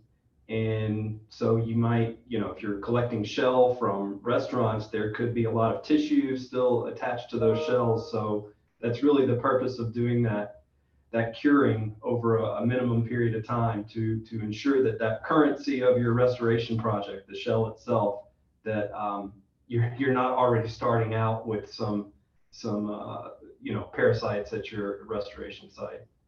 So I just wanted to mention that. Great, thank you, Wade. Yeah, we did talk about that last week, I believe. And you can correct me if I'm wrong. The shell curation, for those that weren't here last week, shell from New York State can be cured for a less period of a time, but I think it was shell in general from anywhere needs at least 6 months of curation time during warm months, which in sense made New York being a year round, it took a year for it to be truly cured. Does that sound about right, Wade? Yeah, we have a guidance document that speaks to shell stock, live shellfish, as well as shell that would be returned to New York waters, and it's 6 months during the period of the year between May and September, and keeping the piles at a minimum size so that they're thoroughly dried out throughout, and that they're regularly turned. And a lot of the conversations I've had with some of the restoration practitioners in New York, they're going way beyond even the 6 months. I mean, there's shell piles that they're using for projects maybe a year or more, years old. So I don't think it's really been an issue that anyone's running into, a lack of shell to be used that hasn't undergone adequate curing. Great, thank you. And yeah, Maureen threw into the chat too about everyone, trying to get involved with joining shells, half shells for habitat, which is a great organization, and will continue to try to get shells from restaurants and other places so things are recycled in a proper way and available for use for a variety of these projects. So Thomas, let me ask you this. What are some short-term measures of success of an oyster sanctuary that you would consider? Some short-term successes as opposed to, something measured over, several years or even longer. Thank you for that, Barry. So we have been developing our natural sanctuary. So that means we don't have a hard reef in our sanctuary. We have a 2-acre sanctuary where we place spat on shell and single oysters and clams. And a couple of years ago, the Nature Conservancy donated scallops, which were fun to plant. So when they arrived at the dock, they were flapping around and squirting. They were just spectacular. So much fun to have scallops. But we were trying to put those in an eel bed, an eelgrass bed. In any case, so what we are doing, we're a relatively young organization. We've been planting for now our 6th season. And one of the first things, as we mentioned in the last meeting, the biggest predator that we tried to monitor is man. And when Gregg was talking about that underwater camera, I had a question in my mind, like, has anyone videoed any activity of man poaching these sanctuaries? Has anyone gotten that on video? Has anyone seen a clam rake come down and pull up oysters from a sanctuary? It's a rhetorical question, but one of the first things we look for is to make sure the oysters are not disturbed or they're still there. Was there evidence of someone coming through the sanctuary with a rake? And so that's one of the things we look for right away. So far, so good. We're crossing our fingers. I know the Moriches Bay project has had a situation where they arrived onto their sanctuary and everything was gone. So man, to me, is the biggest predator. And it's not the clamor who has a license on the bay who's going into these sanctuaries. I understand it's the restaurant owner sending out a guy in the middle of the night that's going to enter the sanctuary, pull up what he can, take the oysters illegally back to the restaurant industry in New York City and sell them however they sell them. That's how I understand the poaching is done. It's not the licensed shellfisher on the bay who's doing this.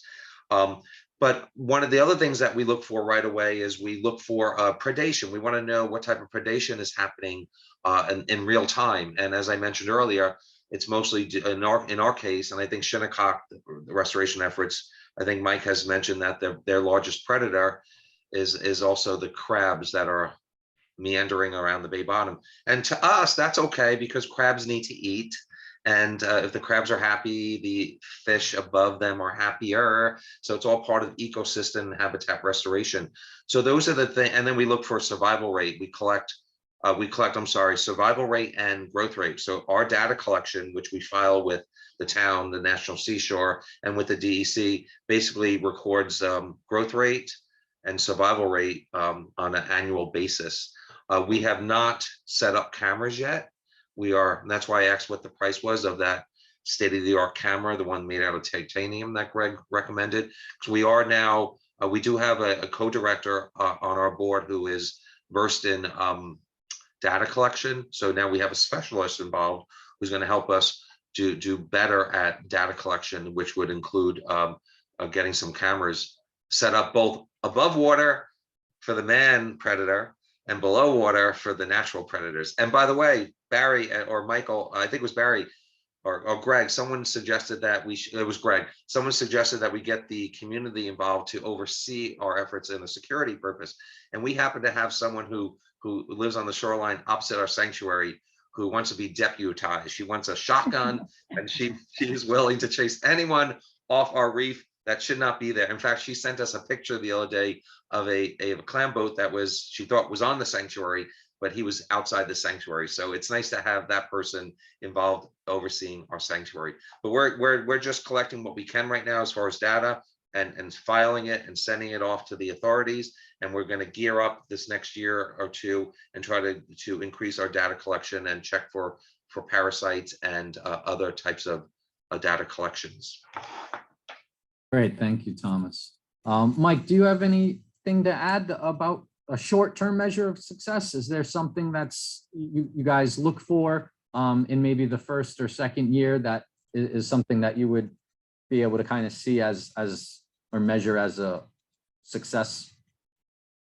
I think short term, oyster survivorship, growth, and spawning. you know, and you can look at that. When I say short term, you can look at that every year. From the first year you go and look at that every year.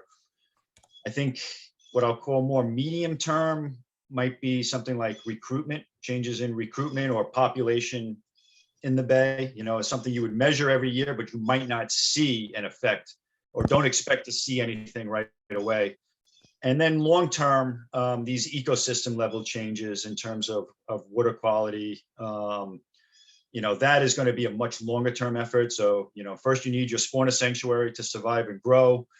You need the population within the bay to increase, and then you may see changes in water quality. So, yeah, to sum that up, short term oyster survivorship growth and spawning, medium term changes in the bay-wide population, and long term ecosystem level effects and changes in water quality.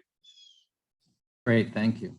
So we're getting down, we've got about 15 minutes left. If there's any questions, if people want to put them into the chat, we'll try to get to them as best as we can. We've been, I think, keeping up with most of them.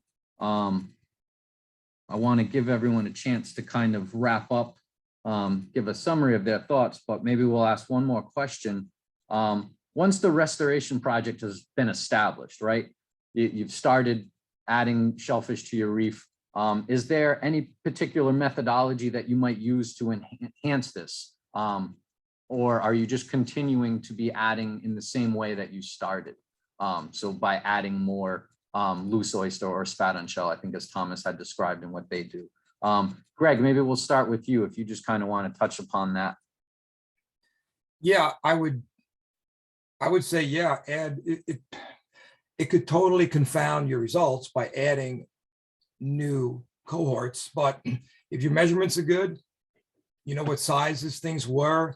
You know, last July when I put more spat on shell, now you could certainly tell the difference between something that was planted in 2020 and something that was planted in 2022, whether it's adults or spat on shell or single little juveniles. So adding to it, I think, can work, especially if you see things like washouts, heavy predation, other kinds of issues, maybe not disease, because you probably don't want to just put good oysters after bad, and you can figure that out. You might have to let the site go fallow for a while.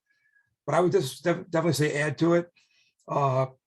If you're noticing washouts where you're in shallow water and you underestimated the fetch or the wave heights, maybe you can put some kind of a wave break, a non-living wave break using bags like Mike was talking about, or some kind of a structure. And of course that could and will make you go back to the DEC and maybe even Army Corps and say, listen, I changed my mind. I got to put something in that is an additional hazard to navigation or potential hazard. Those are the two things I would suggest. Gotcha. Let me ask you a follow-up question, Gregg. Do you think that there should be a period of time dedicated to only monitoring? Like, should you wait a year or two after you put out your initial planting to monitor before you decide to add extra resources or adding more oyster to it? Do you think that is maybe a better approach? Yeah, I think it is a better approach. But if we have, like I said, a big washout within the first month and it's like, well, what do we do now? There's nothing to monitor. Do we just give up? Or do we just start all over again? And I would say start all over again. And it's going to be in the annual report that what we did. But if you don't, if things are working well, by that I mean the oysters are alive, and we've got all these epibionts, critters that are, you know, living on the reef after just days or months of the establishment. I think leave it alone and get some data, and then decide what you want to do if there's funding and there's oysters available. I mean, in other species even. I mean, probably not going to put clams there, but you could do bay scallops. You could do something else cool on it and justify your decision. Gotcha. Okay. So maybe Mike, I'll kind of, you know, turn to you with, you can maybe touch upon the same thoughts, and maybe in the same time you can kind of, actually go ahead. We'll let you chime in with your thoughts upon what methodologies you might use to enhance it, and do you think there should be a time period maybe of monitoring that you would wait? And then we'll get to one of the questions from the chat. Yeah, methods to enhance it. You know, well, I mean, the purpose of the monitoring is to measure success, right? And figure out what you're doing right and what you're doing wrong. And then the phrase adaptive management, right? So then, do your monitoring, figure out what's working, what's not, and then change course if you need to, or keep doing the same thing. Just very simply, we've, had situations where we monitored and said, hey, mortality is really high over here and mortality is really low over there. So let's change course and put the oysters where there's lower, put the oysters where there's lower mortality. And as far as supplementing and adding to the reef, I think we tend not to really plant on top of an existing structure or existing reef. We don't want to bury anything. So I think about it more in terms of expanding a reef and growing out from where you started. I'll point out, if there's no recruitment to a reef, eventually there'll be a pile of shell with no live oysters on it. So you may want to replant on top of that. One strategy that we worked on and we've adapted, especially with the recent SOAR program, is typically when we're building reefs, we're using spat on shell, and the addition of adult oysters on top of that. A big part of it was to support the SOAR program, which is supporting oyster aquaculture and restoration. So, getting those oysters. But the idea behind it is that you're adding more spawning stock, right? And so the more adult oysters that you add, they're going to spawn, they're going to produce larvae that may then increase recruitment. So I'd say, one addition you can to supplement reefs is either near the reef or not necessarily, not right on top of it, but is to create to plant live adult oysters to increase recruitment. And, that's something oyster farms do also. So just to take in consideration the aquaculture that's going on in your area, the location of oyster farms, and those oyster farms will be providing natural recruitment that, hopefully sets up on your restoration project. Great, thank you, Mike. Yeah, I think instead of piling on more oyster to your reef, you may be expanding, your footprint is a better approach.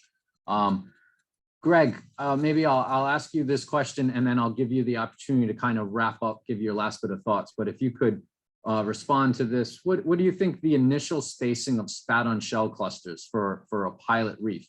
Do you think there should be some targeted spacing, or is it better to kind of keep them in a tight, cluster? What are your thoughts about that? Well, yeah, first off, we don't really plant clusters. These are small, 3 to 5 millimeter at the most oysters. So the shell is way bigger than the oysters themselves. They do become Gregg, clusters. Let me ask you this. So, and because I know where this question came from. So if you had a community gardening program that was raising the spat on shell, Okay. and oysters were, maybe you had 5 oysters that were maybe now about 1 inch on a spat on shell. Yeah, I got you. I would put them tightly together. I would carpet it so that there's no reason to put big space between them, because depending on the water quality and the flow, they're not going to compete with each other for food, most likely. So I put them tight so they could start growing together and creating that concrete base. And as far as a sum up, I would say do something good for the environment, eat more locally grown oysters. Thanks. Sounds good, Gregg. Thanks for being less jaded than last week. Thomas, what are your thoughts about, leave us with some parting words about today's discussion about monitoring? And Thank you. So one of the things that we are trying to do is when we plant our oysters, we get our oysters from many different sources. One source was part of the SOAR program. And we also get donated oysters from the Gino Macchio Foundation. So we're making a conscious effort to place these oysters from different organizations in different parts of our 2-acre sanctuary. And the good news is the town of Brookhaven has expanded our sanctuary an additional 2 acres. And we're in the process of figuring out where that 2 acres will be. We're collaborating with the DEC, and we're going to let them know what our plans are. So our goal, I think it's important to, when we measure growth rate, if we just planted a fresh round of single juvenile oysters on top of what were planted 5 years ago, then the growth rate, the measurements are skewed. So the average growth rate from year to year would be skewed in that it look smaller than it really is. So we're trying hard to plant our plantings in different sections of our sanctuary. Like we have a section called the Gino Macchio Sanctuary, and that's anything from them are usually big and uglies. We plant in that section. The SOAR program was specific for a time period, and we know where those oysters were planted. So we're monitoring the growth and survival rates of those particular oysters. And I know that the Nature Conservancy and Pew Charitable Trust is interested in seeing those results as we collect them over time. But it would be really advantageous if there's some way, because although we're planting the oysters in different sections, they are, in our case, they're often commingled anyway, because there's such fetch coming into our sanctuary. There's a lot of movement of water flow from west to east. So we know the oysters are moving around and they are being commingled. It'd be great to be able to set up a system where we could actually have some type of physical structure keeping oysters from being commingled naturally. That was just one thought. And one of the other things I would like to leave this group with, I know there are people that are tuning in that are interested in maybe getting started. And Wade had suggested, rightfully so, that in order to get started, for the most part, you need to be an organization. And there are yacht clubs and Chamber of Commerces and Rotaries all along the South Shore Estuary that are nonprofits. For example, the Bellport Bay Yacht Club has an environmental wing to their organization where their sailors have to commit to some time and energy to improving the environment. So there are nonprofit entities already set up that can maybe have a jump start with creating an oyster restoration wing of their nonprofit. So I would urge all the yacht clubs and chambers of commerces and rotaries to look into maybe adding an oyster restoration or a shellfish restoration wing to your organization, and your entity is already in place in that regard, and that's a good starting point. We do have to get insurances. I think it was Mike who suggested that it's you just can't take people out on a boat to go into the water and pull oysters. So there's a lot of money that needs to be raised to cover for liability and that sort of thing. So those structures, those nonprofits have this structure in place to get a jump start on this sort of thing. I would like to just leave you with that. That's great, Thomas. And that is a good point. Look to some of your local organizations and find ways to get involved. We're almost out of time. I did want to get DEC and Mike's last thoughts. Wade and Chelsea, if you want to leave us with any parting words to kind of sum up your thoughts about this discussion, and also if you can address the question, are adult oysters allowed to be planted in the sanctuary or closed water, a sanctuary in closed waters? To the question, that's a negative, for the same reasons that Thomas brought up, talking about the two-legged predators that one of his members is ready to wield a shotgun on. If those two-legged predators are willing to go into a sanctuary and poach oysters, they're willing to go sell them to get money. So that gets, to as a state agency regulating the shellfish industry, we're responsible for ensuring that the products that come out of New York waters are safe for consumption, and responsible for maintaining the viability of New York's industry, in addition to supporting restoration efforts. So we have to, maintain a balance there. And, other than that, it's just, there's continues to be tremendous interest in this. It's great to see. We're on the cruising towards the last year of this Long Island Shellfish Restoration Project, which has been the largest project of its type that's happened in New York, and possibly anywhere else up and down the East Coast as it relates to hard clams. Certainly with the oysters, there's been much larger efforts that have gone on further south. But yeah, so it's encouraging to see the interest, and appreciate the invitation to be a part of this speaker series. It was, great to hear all this information from, especially from the practitioners, those that with the experience that have been involved in this work. And, if anyone has any questions, you can always reach out to myself or Chelsea and, check out the information we do have available on the website. If you do a Google search of DEC Restore NY Shellfish, you can, get the preliminary information there and follow up either with us or our fellow colleagues over at the Region 1 DEC office that are involved in permitting projects in tidal wetlands. That's great. Thank you, Wade and Chelsea, for participating. And yeah, you guys are unfortunately the people that have to be, the ones that say no to people trying to do things. It's sometimes not an easy role, but like you said, it's important that you maintain the protecting the public kind of thing to make sure that, because there are people that may cross the line and take stuff and sell stuff, you got to be diligent in the rules. But we appreciate you being a part of this and for sharing all the guidelines. And, for anyone interested in trying to work on sanctuaries, please coordinate with the DEC from the get-go. They're a great resource and really can help you move forward and move things along smoothly. We're just about out of time, but I think we can push in a couple more minutes. Mike, if you want to leave us with some last bit of last thoughts on today's discussion and as an overall whole. As an overall whole, thank you for organizing the series and inviting me. This was tremendous. I mean, great job, Barry. Awesome job moderating and really well done. And this was as informative, to me, I think, as to hopefully people that were tuning in.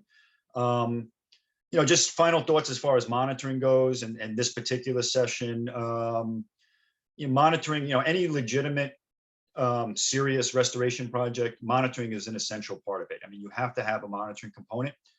Otherwise, how are you going to tell whether what you're doing is working or not? And if it's going to be a sustained effort, you need to know what works and what doesn't, so you can adaptively manage your strategy.